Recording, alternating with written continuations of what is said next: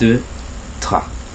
Et bonsoir les petits cervelets. Enfin bonsoir ou bonjour si vous regardez, ça dépend de l'heure qu'il est. Donc aujourd'hui c'est les bros du cerveau, alors comment? Hop là tu sors. Laisse, on recommence. 1, 2. Mais toi bien, tu seras meilleur. Non mais là, moi tu vois j'aime bien être comme ça, tu vois. Tu seras meilleur et tout. Toi vas-y mets-toi bien et tout. Ah voilà. 3, 2, 1. Et salut les petits cervelets. C'est les bros du cerveau. Et aujourd'hui on se retrouve pour un nouveau test d'application, donc une nouvelle appli qui s'appelle Virtual Neurons. Donc faut savoir qu'elle c'est pas la plus amusante, la plus spectaculaire des applications de neurosciences donc on a trouvé, mais néanmoins je trouve que personnellement elle est spectaculaire à sa façon, et donc c'est pour ça qu'on a décidé de vous la présenter. C'est vraiment un projet virtuose qui nous a obligés à assimiler des mécanismes complexes. Et voilà, moi personnellement, alors pour commencer, pour définir, elle est plutôt compréhensible. Même si ouais, bon, il y a des choses qui sont difficiles à comprendre. Avec sa nuit. Bon, elle est originale en tout cas, je trouve.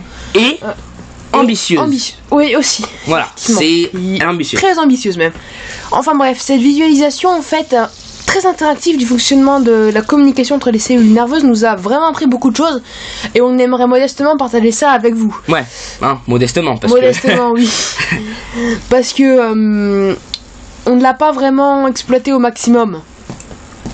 Et c'est d'ailleurs une limite de l'application qui est avant tout pédagogique, c'est qu'il nous manque des éléments qui sont pas expliqués pour utiliser davantage les types de neurones présentés. Donc l'appli, elle est comme elle est parce qu'elle a été faite pour être utilisée en classe. Donc voilà, en classe pour des étudiants, des élèves, voilà. Donc l'application a été créée par Brainew. Exactement, Brainew c'est un programme de développement professionnel pour les enseignants, en particulier dans les États du Minnesota et du Wisconsin, aux États-Unis. Et il est financé sur des fonds publics. Ces subventions viennent d'agences publiques pour la santé en fait.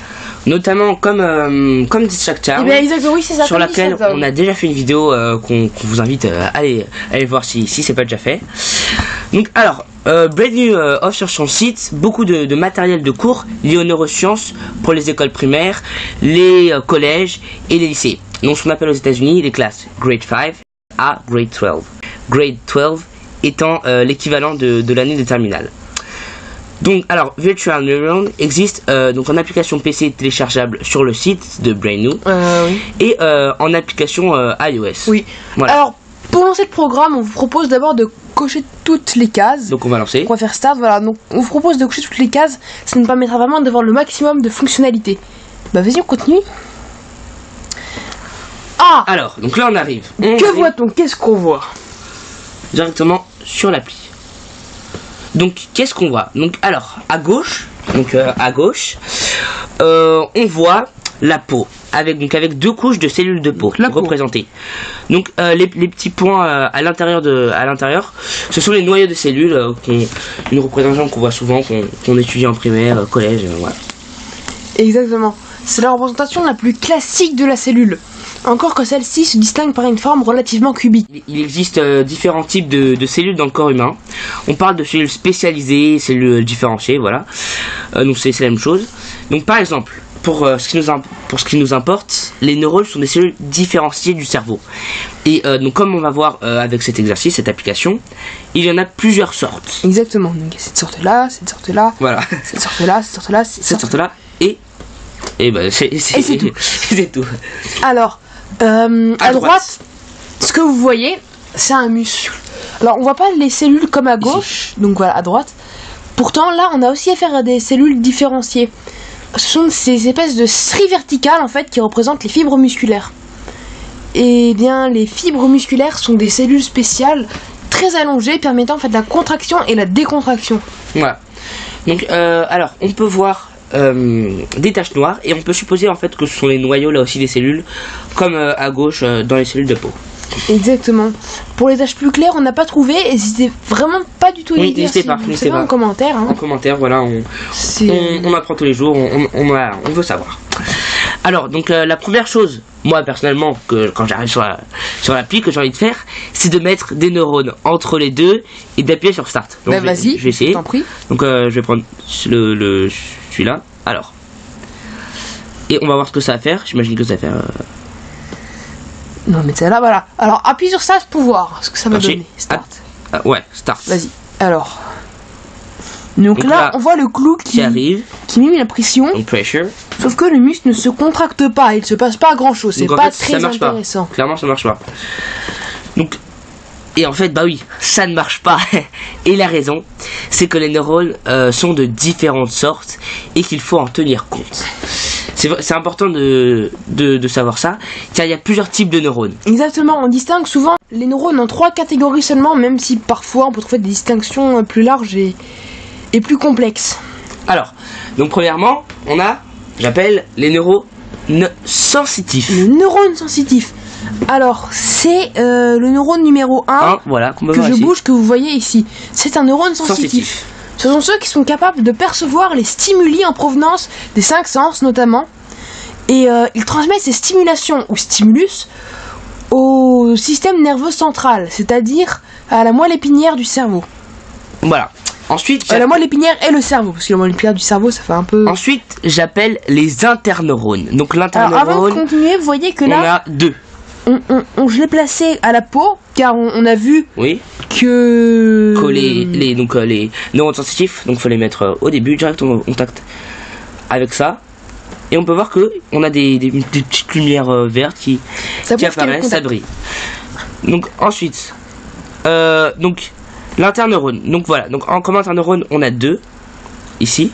Alors donc les interneurones, ils se situent uniquement dans le cerveau et la moelle épinière. Donc alors, ils jouent le rôle d'intermédiaire et participent aux fonctions de coordination de tout le système. Donc ils permettent de lier, voilà les. C'est bon, vas-y. Ça permet de tout relier. Voilà. Donc là, on a le début de notre.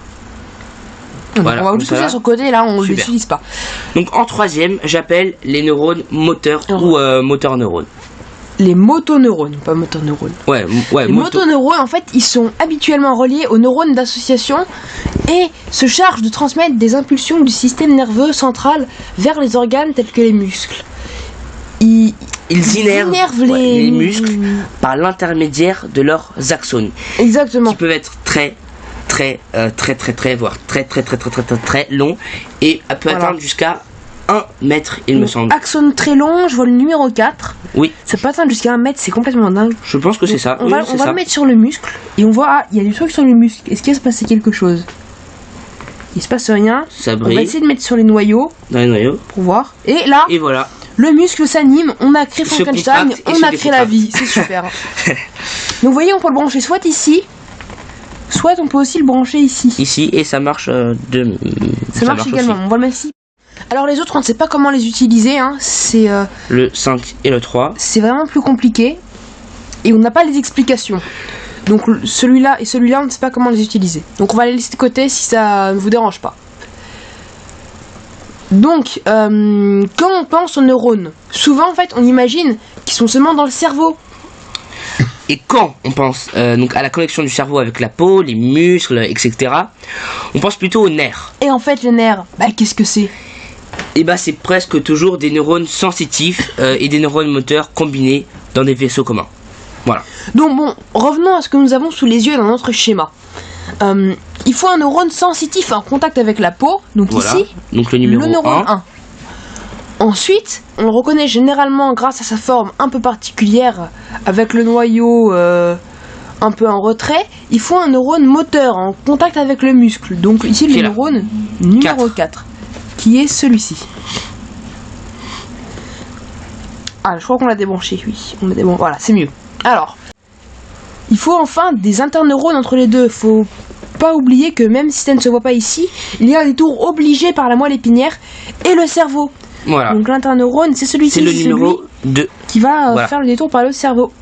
On voit que le courant passe de la peau au neurone sensitif. Donc, de ce premier neurone, le neurone sensitif, à l'interneurone, puis au neurone moteur. Donc voilà. Et ça provoque, pour finir, donc une contraction du muscle. voilà, qui se contractent. Alors, les petites étincelles vertes en fait schématisent le rôle des neurotransmetteurs au niveau des synapses. Alors, les synapses, on le rappelle, sont là où s'effectue la connexion d'un neurone à un autre.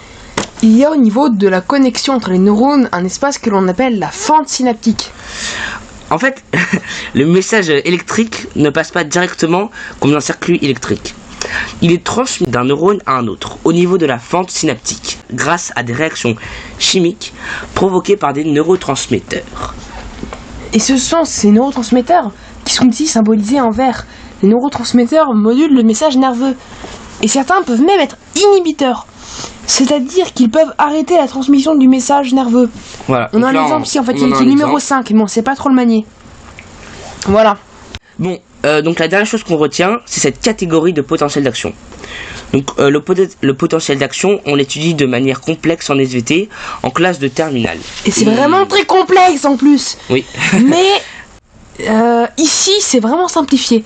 Et on va simplifier nous aussi et vous dire ce qu'on a compris. Alors le potentiel d'action. Qu'est-ce que c'est? Pour provoquer une réaction chimique nécessaire au niveau des synapses, pour que le message nerveux passe de l'un à l'autre, il faut qu'un niveau de potentiel électrique soit atteint.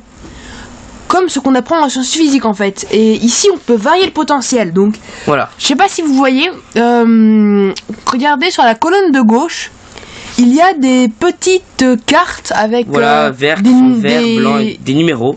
Des numéros dessus, par exemple ici on a 3 sur 2, 2 sur 2, etc. Voilà, etc. Et vous voyez, quand je vais cliquer dessus, par exemple à gauche, quand je vais appuyer dessus, je peux faire varier le chiffre du bas. Le dénominateur. Et en fait, c'est le potentiel d'action, justement. Et donc, qu'on peut modifier. En tout cas, dans tous les cas, il faut que le potentiel soit suffisant pour provoquer la libération de neurotransmetteurs nécessaires au niveau de la synapse. Si vous voyez un petit numéro en haut à gauche qui correspond au nom du synapse. Donc là, le synapse 5 et 3, on va pas les utiliser parce qu'on n'en a pas besoin. Donc, ce qu'on va faire, c'est qu'on va les mettre sur 0. Parce voilà, on laisse, c'est pas très important. Voilà, on peut aussi les mettre sur 0, hein, mais ça veut dire que le courant va passer vraiment en continu. Donc, on parle de seuil. Exactement. Il faut atteindre un seuil suffisant, voilà. Vous voyez là, on va varier un petit peu. Par exemple, dans le neurone 1, pour que ça passe, il va falloir attendre un petit bout de temps avant que ça passe. Parce qu'il faut que vous voyez, quand je mets play, que la barre à chaque fois remonte jusqu'à 4 en fait, au minimum 4. Ensuite, dans le neurone 2, ça va être, là on va voir, comme vous le voyez à côté du petit chiffre numéro 2, 0. 1 qui est très faible. Donc, le courant va très vite passer. Et ensuite, sur le neurone 4, on voit 3. Donc ça va être un peu plus long. Donc, alors, dans un neurone, donc je vais prendre le neurone numéro 4, on a plusieurs parties. Donc, premièrement, on a ici l'axone. Donc l'axone, c'est l'espèce de grande tige. On peut dire un fil, enfin voilà. Ensuite, on a les dendrites, donc qui sont... Les dendrites, c'est les espèces de petites... vous voyez le noyau? Donc ça c'est le noyau. C'est une sorte de racine, je dirais. Ce qui entoure le noyau, c'est la cellule. Et après, voilà, les espèces de tiges qui partent de la cellule, c'est les dendrites. Voilà. Et après, de l'autre côté, on a les terminaisons neuronales. Au bout de l'axone. Ou les axonales. Exactement. Et c'est ceux-là qui vont me permettre, dans ce cas présent, vu que c'est un neurone moteur, d'activer le muscle. Donc vous voyez que d'abord, le courant passe dans les dendrites. Puis on rejoint le noyau et la cellule avec le noyau, qui traverse l'axone et sort par les axonales. Donc encore une fois, c'est vraiment très schématique, mais si pour vous, comme pour nous, c'est votre première approche du potentiel d'action, c'est déjà un bon début. Exactement. Et bravo, parce que on vient ensemble de monter notre premier circuit neuronal. Sans pile, sans ampoule. C'était purement de la biologie, ou plus exactement, des neurosciences. Mais écoutez, on arrive à la fin de la vidéo. C'était vraiment un plaisir de tester cette application, qui j'espère vous aura appris des choses. Et on vous dit à bientôt pour une nouvelle vidéo. Allez, ciao! Salut!